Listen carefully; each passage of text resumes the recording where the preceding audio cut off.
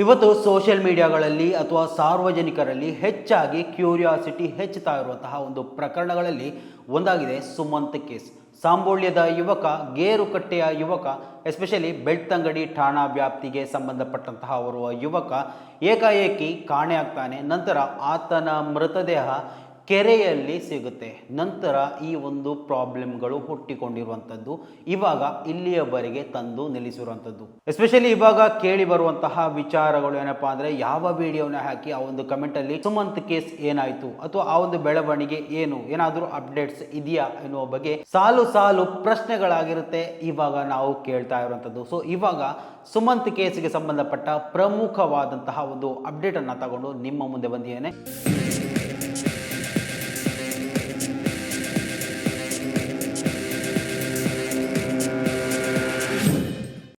Hello hi ಎಲ್ಲರಿಗೂ ನಮಸ್ಕಾರ, welcome back to Janata agent. Sumanth ಸಾವು ಪ್ರಕರಣ ಇದುವರೆಗೂ ಅಂದರೆ 24 ದಿವಸಗಳು ಕಳೀತಾ ಬಂತು.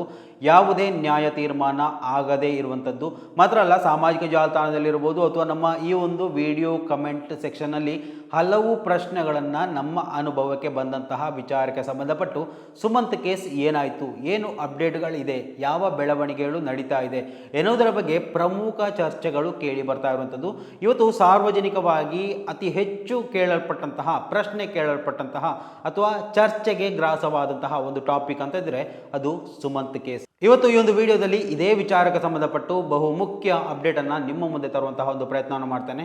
ಅದಕ್ಕೂ ಮೊದಲು ಈ ಒಂದು ವಿಡಿಯೋವನ್ನು ನೀವು ಮೊದಲನೇ ಬಾರಿ ವೀಕ್ಷಣೆ ಮಾಡ್ತಾ ಇದ್ರೆ ಖಂಡಿತವಾಗಿಯೂ ಈ ಒಂದು ಚಾನಲ್ ಅನ್ನ ಸಬ್ಸ್ಕ್ರೈಬ್ ಮಾಡ್ಕೊಂಡು ನೋಡಿ. ಮಾತ್ರ ಅಲ್ಲ, ನಿರಂತರವಾಗಿ ಇಂತಹ ಅಪ್ಡೇಟ್ಗಳನ್ನು ನಿಮ್ಮ ಮುಂದೆ ತರುವಂತಹ ಪ್ರಯತ್ನಗಳನ್ನು ಖಂಡಿತವಾಗಿಯೂ ನಾವು ಮಾಡ್ತೀವಿ.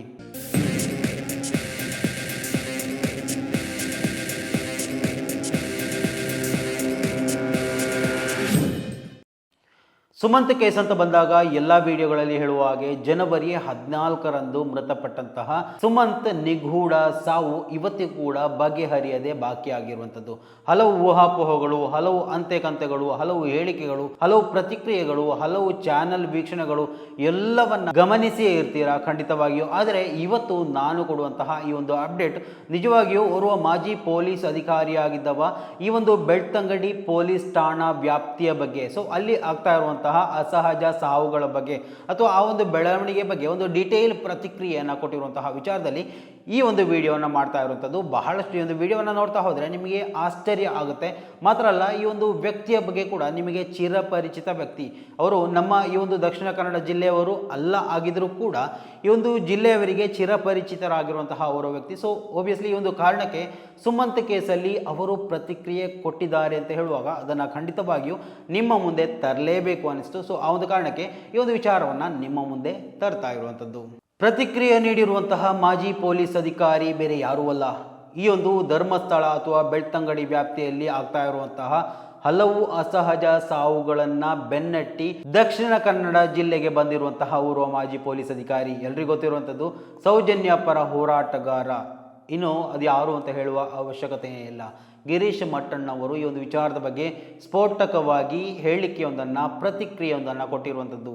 ಎಸ್ಪೆಷಲಿ ಈ ಒಂದು ಬೆಳ್ತಂಗಡಿ ಠಾಣಾ ಪೊಲೀಸರ ವಿಚಾರದಲ್ಲಿ ಅವರಿಗೆ ಏನೋ ಗೊತ್ತಿಲ್ಲ, ಈ ಒಂದು ಕೇಸ್ಗಳು ಬರುವಂತಹ ಸಂದರ್ಭದಲ್ಲಿ ಅವರು ಡೈರೆಕ್ಟ್ ಆಗಿ ಫೇಸ್ ಟು ಫೇಸ್ ಅಥವಾ ಸ್ಟ್ರೈಟ್ ಫಾರ್ವರ್ಡ್ ರೀತಿಯಲ್ಲಿ ವಿಚಾರಗಳನ್ನು ಹೇಳಿ ಬಿಡ್ತಾರೆ. ಅಂದರೆ ಬೆಳ್ತಂಗಡಿ ಪೊಲೀಸರನ್ನ ಹಳೆಯ ಸ್ಕೂಟರ್ಗೆ, ಬಜಾಜ್ ಸ್ಕೂಟರ್ಗೆ ಹೋಲಿಸಿರುವಂಥದ್ದು. ಯಾಕೆ ಅಂತ ಕೇಳಿದರೆ, ಹಳೆಯ ಬಜಾಜ್ ಸ್ಕೂಟರ್ ಇವಾಗ ಉಪಯೋಗಿಸಲಿಕ್ಕೆ ಆಗುವಂಥದ್ದಲ್ಲ, ಅದನ್ನು ಡ್ರೆಸ್ ಒಣಗಿಸಲಿಕ್ಕೆ ಮಾತ್ರ ಆಗುವಂಥದ್ದು ಎನ್ನುವಂತಹ ಲೇವಡಿ ಮಾಡಿದ ರೀತಿಯಾಗಿನ ಪ್ರತಿಕ್ರಿಯೆಯನ್ನು ಕೊಟ್ಟಿರುವಂಥದ್ದು. ಬರೀ ಅಷ್ಟಕ್ಕೆ ಅವರ ಪ್ರತಿಕ್ರಿಯೆ ನಿಲ್ಲೋದಿಲ್ಲ. ಗಿರೀಶ್ ಮಠಣ್ ಅವರು ಹೇಳುವ ಪ್ರಕಾರ ಬೆಳ್ತಂಗಡಿ ಪೊಲೀಸರು ಅಂತ ಹೇಳಿದರೆ ಬಜಾಜ್ ಸ್ಕೂಟರ್ ಥರ ಉಪಯೋಗಿಸದೆ ಇಟ್ಟರೆ ಅದನ್ನು ಮತ್ತೆ ಉಪಯೋಗಿಸಲಿಕ್ಕೆ ಆಗುವಂಥದ್ದು ಬರೀ ಬಟ್ಟೆ ಒಣಗಿಸಲಿಕ್ಕೆ ಮಾತ್ರ. ಅದೇ ರೀತಿಯಲ್ಲಿ ಬೆಳ್ತಂಗಡಿ ಪೊಲೀಸರು ಕೂಡ ಪ್ರಕರಣದ ತನಿಖೆಯನ್ನು ಮಾಡದೇ ಇದ್ದರೆ ಅಥವಾ ಇದುವರೆಗೆ ಯಾವ ರೀತಿಯಲ್ಲಿ ಮಾಡಿದ್ದಾರೆ ಅದೇ ರೀತಿ ಮಾಡಿದರೆ ಅವರು ಕೂಡ ಉಪಯೋಗಿಸಲಿಕ್ಕೆ ಬಾರದಂತಹ ವಸ್ತು ಅಂತ ಅವರು ಲೇವಡಿ ಮಾಡಿರುವಂಥದ್ದು. ಇನ್ನು ಸುಮಂತ್ ಕೇಸಲ್ಲಿ ಹೆಚ್ಚಿನ ಪ್ರತಿಕ್ರಿಯೆಯನ್ನು ಕೇಳಿದಂತಹ ಸಂದರ್ಭದಲ್ಲಿ ಈ ಒಂದು ವಿಚಾರದಲ್ಲಿ ಅಂತೆಕಂತೆಗಳಿಗೆ ಅವಕಾಶವನ್ನ ಕೊಡಬೇಡಿ, ಅನುಮಾನಾಸ್ಪದ ವಿಚಾರಗಳನ್ನ ಮಾತೆತ್ತಿ ಕೂಡ ಹೇಳಬೇಡಿ. ಯಾಕಂತ ಹೇಳಿದರೆ ಈ ಒಂದು ವಿಚಾರದ ತನಿಖೆಗೆ ಇದು ಅಡ್ಡ ಪರಿಣಾಮಗಳನ್ನ ಬೀರುತ್ತೆ. ಅಂದರೆ ತನಿಖೆ ಒಂದು ರೀತಿಯಲ್ಲಿ ದಾರಿ ತಪ್ಪುವಂತಹ ಪ್ರಯತ್ನಗಳು ಆಗ್ಬಹುದು ಅಂತ ಅವರು ಹೇಳಿರುವಂಥದ್ದು. ಯಾಕೆ ಅಂತ ಕೇಳಿದರೆ ಹಲವು ಅಂತೆಕಂತೆಗಳನ್ನು ಇಲ್ಲಿ ಪ್ರಸಾರ ಮಾಡ್ತಾ ಇರುವಂತಹ ಸಂದರ್ಭದಲ್ಲಿ ನೈಜ ಆರೋಪಿ ಅಂತ ಹೇಳುವಂತಹ ವ್ಯಕ್ತಿ ಕಣ್ಣು ತಪ್ಪಿಸುವಂತಹ ಸಾಧ್ಯತೆಗಳಿದೆ. ಈ ಒಂದು ವಿಚಾರದಲ್ಲಿ ಫ್ರೀ ಹ್ಯಾಂಡ್ ಆಗಿ ಪೊಲೀಸರನ್ನ ತನಿಖೆಗೆ ಅವಕಾಶ ಮಾಡಿಕೊಡಬೇಕು ಅಂತ ಕೂಡ ಅವರು ಹೇಳಿರುವಂಥದ್ದು. ಇನ್ನು ಆ ಒಂದು ಸ್ಥಳೀಯ ಪೊಲೀಸರ ಬಗ್ಗೆ ಬಲವಾಗಿ ಚಾಟಿಯನ್ನೇ ಬೀಸಿರುವಂಥದ್ದು. ಅಂದರೆ ಈ ಒಂದು ಕ್ರೈಮ್ ವಿಚಾರಗಳ ತನಿಖೆಗಳನ್ನು ಮಾಡೋದಕ್ಕೆ ಅವರಿಗೆ ಸಾಕಷ್ಟು ತರಬೇತಿಯನ್ನು ಪಡ್ಕೊಂಡ ಹಾಗೆ ಕಾಣ್ತಾ ಇಲ್ಲ. ಅವರಿಗೆ ತರಬೇತಿ ನೀಡುವಂತಹ ಅವಶ್ಯಕತೆ ಇದೆ. ಅಲ್ಲಿನ ಪೊಲೀಸರು ಬರೀ ಏನು ಮೇಲ್ವರ್ಗ ಅಥವಾ ಮೇಲ್ಜಾತಿಯ ಅಥವಾ ಶ್ರೀಮಂತರ ಕೆಲಸದಾಳುಗಳಾಗಿ ಕಾರ್ಯನಿರ್ವಹಿಸುವಂತಹ ಚಾಳಿಯನ್ನ ಮುಂದುವರಿಸಿದ್ದಾರೆ ಎನ್ನುವಂತಹ ಮಾತನ್ನು ಕೂಡ ಉಲ್ಲೇಖ ಮಾಡಿರುವಂಥದ್ದು. ಅವರು ಕೇವಲ ಮೇಲಾಧಿಕಾರಿಗಳ ಮತ್ತು ಪ್ರಭಾವಿಗಳ ಸೇವೆ ಮಾಡುವುದರಲ್ಲೇ ನಿರತರಾಗಿದ್ದಾರೆ. ಅವರಿಗೆ ಕ್ರೈಮ್ ಇನ್ವೆಸ್ಟಿಗೇಷನ್ ಬಗ್ಗೆ ಮಾಹಿತಿನೇ ಇಲ್ಲ ಅಂತ ಕೂಡ ಅವರು ಒಂದು ರೀತಿಯಲ್ಲಿ ವ್ಯಂಗ್ಯವಾಗಿ ಹೇಳಿರುವಂಥದ್ದು. ಇನ್ನು ಈ ಒಂದು ಪ್ರಕರಣದಲ್ಲಿ ಪೊಲೀಸರು ಇನ್ವೆಸ್ಟಿಗೇಷನ್ ಅನ್ನ ಕರೆಕ್ಟ್ ಆಗಿ ಮಾಡಬೇಕು ಅಂದರೆ ಏನು ಅವಶ್ಯಕತೆ ಇದೆ ಅಂತ ಕೇಳಿದಂತಹ ಸಂದರ್ಭದಲ್ಲಿ ನೋಡಿ, ಈ ಮೊದಲು ಕೂಡ ಸೌಜನ್ಯ ಪ್ರಕರಣ ನಡೆದಂತಹ ಸಂದರ್ಭದಲ್ಲಿ ಅವರ ಪೋಷಕರು, ಅವರ ಕುಟುಂಬ ಯಾವ ರೀತಿ ನಿರ್ಧಾರವನ್ನು ತಾಳಿದೆ. ಎಷ್ಟೇ ದೊಡ್ಡ ಸೋಲು ಆಗಲಿ, ಎಷ್ಟೇ ದೊಡ್ಡ ಹಿನ್ನಡೆ ಸಂಭವಿಸಲಿ, ಆ ಒಂದು ಗಟ್ಟಿ ಧ್ವನಿಯಲ್ಲಿ ತಮ್ಮ ಆ ಒಂದು ಹೋರಾಟ ನ್ಯಾಯವನ್ನು ಕೇಳ್ತಾ ಇರುವಂತಹ ವಿಚಾರ ಎಲ್ರಿಗೂ ಗೊತ್ತಿರುವಂಥದ್ದು. ಸೊ ಅದೇ ರೀತಿಯಲ್ಲಿ ಈ ಒಂದು ಪೋಷಕರು ಕೂಡ ಅದೇ ರೀತಿಯಲ್ಲಿ ನ್ಯಾಯ ಕೇಳಬೇಕು. ಯಾವತ್ತಿಗೂ ಕೂಡ ತಮ್ಮ ನಿರ್ಧಾರದಿಂದ ಹಿಂದೆ ಸರಿಬಾರದು ಎನ್ನುವಂತಹ ಒಂದು ಕಿರು ಮಾತನ್ನು ಹೇಳಿರುವಂಥದ್ದು. ಇಷ್ಟೆಲ್ಲ ಪ್ರಕರಣಗಳು ಬೆಳ್ತಂಗಡಿಯಲ್ಲಿ ನಡೀತಾ ಇದ್ರೂ ಕೂಡ ಬರೀ ಒಂದು ಮಂಗಳೂರಿನ SP ಅವರ ಮೇಲೆ ಭರವಸೆ ಇರುವಂಥದ್ದು ಎನ್ನುವಂತಹ ವಿಚಾರ ಕೂಡ ಅವರು ಪ್ರಸ್ತಾಪ ಮಾಡಿರುವಂಥದ್ದು. ಅಂದರೆ ಮಂಗಳೂರಿನ SP ಡಾಕ್ಟರ್ ಅರುಣ್ ಕುಮಾರ್ ಅವರು ದಕ್ಷ IPS ಅಧಿಕಾರಿಯಾಗಿದ್ದಾರೆ. ಸೊ ಆ ಒಂದು ಕಾರಣಕ್ಕೆ ಇಂತಹ ಕೃತ್ಯಗಳು, ದುಷ್ಕೃತ್ಯಗಳು ನಡೆದಂತಹ ಸಂದರ್ಭದಲ್ಲಿ ಈ ಒಂದು ಸಂದರ್ಭದಲ್ಲಿ ಅದು ಹಳ್ಳ ಹಿಡಿಯುವಂತಹ ಸಾಧ್ಯತೆಗಳು ಬಹಳಷ್ಟು ಕಡಿಮೆ. ಅಂದರೆ ಈ ಒಂದು SP ಅವರು ಬಹಳಷ್ಟು ದಕ್ಷವಾಗಿದ್ದಾರೆ.